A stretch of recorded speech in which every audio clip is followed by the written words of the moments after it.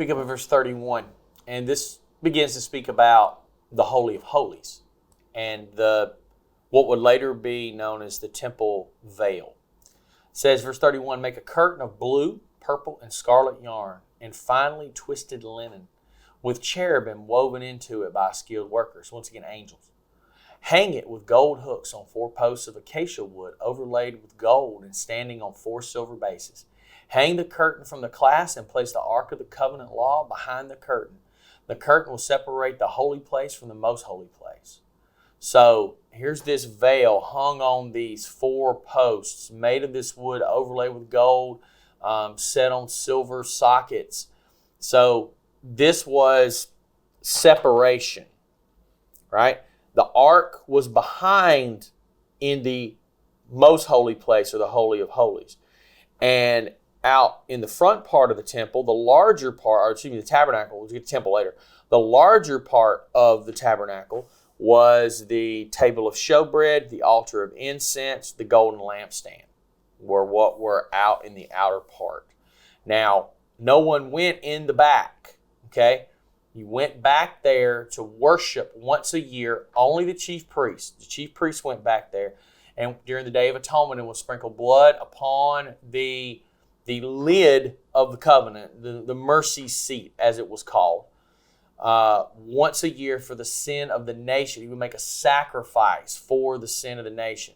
So when you really look inside this temple, what is visible? Gold and fine linen with angels embroidered on it. So it's gold and angels. That's what you see inside this whole place. So this barrier that was here was representative of a separation between God and the people. That the people couldn't just approach God in any fashion that they wanted. They had to show reverence and holiness for Him. So later on in the temple, it was said that the temple veil, the temple shroud, was as thick as your fist. So it was described as being the width of 4 fingers. So this was the thickness of the cloth. Like, it was not going to be seen through or passed by accidentally. This was big time. Now, one of the things that's interesting, this is flashing forward. Centuries later, in 63 BC, the ancient Roman general Pompey actually conquered Jerusalem. Now, Jerusalem was eventually brought under the control of the Roman Empire, as it would be during the time of Christ. So about 60 years before Christ's birth, Pompey came into the temple. He pushed aside the priests and walked right into the Holy of Holies. And what was he astonished to see? There was nothing there.